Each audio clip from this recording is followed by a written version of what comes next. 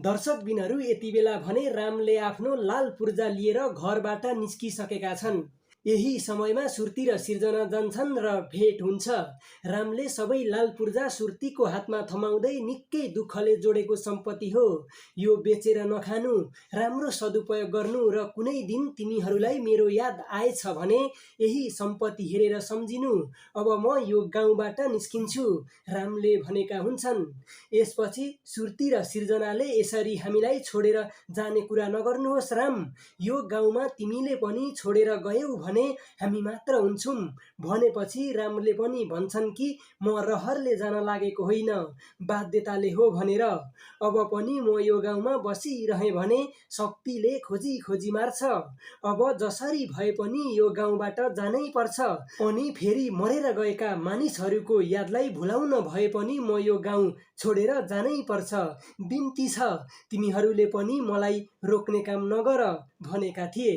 तर सुर्ती र सिर्जनाले कुनै पनि हालतमा तँलाई हामी जान दिन्नौँ भनेर रामलाई जबरजस्ती तान्दै लगेर नै भित्र थुनिदिएका हुन्छन्। यता दुर्गा आमाको आँगनमा बिकी, शक्ति र दुर्गा आमा बसिरहेका हुन्छन्। अनि शक्ति भन्छन्, मुनाजी, यदि भोलि हाम्रो घरमा रामले मैले गल्ती गरे मलाई माफ गर्नुहोस् भन्दै खुट्टा ढोगेर माफी मागे भने अब के हुन्छ भनेका थिए।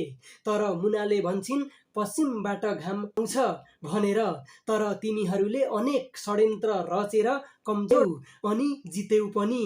तर रामको अन्तिम सास रहन्जेलसम्म पनि राम तिमीहरूको अगाडि झुकेर कहिले पनि माफ माग्न आउँदैनन्। तिमीहरूको अगाडि रामले कहिले पनि झुकाउनु हुँदैन भनिरहेका हुन्छन्।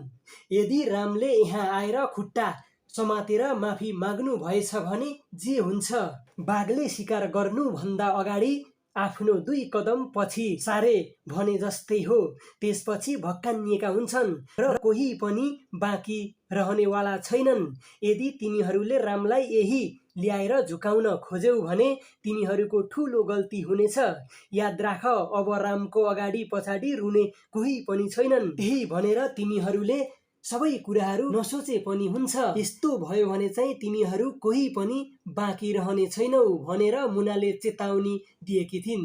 तर शक्ति भन्छन्, म विगत 16 वर्षदेखि यही हेर्न बसेको हुँ। जसरी भए पनि अब रामलाई झुकाउनु पर्छ र माफी माग्न लगाउनै पर्छ भनेर बार बार गरिरहेका हुन्छन्।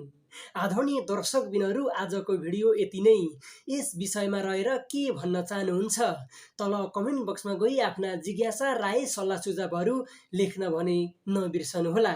यदि तपाईहरू हाम्रो युट्युब च्यानलमा नयाँ हुनुहुन्छ भने कृपया हाम्रो युट्युब च्यानललाई सब्स्क्राइब गरी नजिकै रहेको बेल आइकन दबाई हामीसँग जोडिन भने नबिर्सनुहोला भन्दै यस भिडियोबाट छुटिन चाहन्छौँ।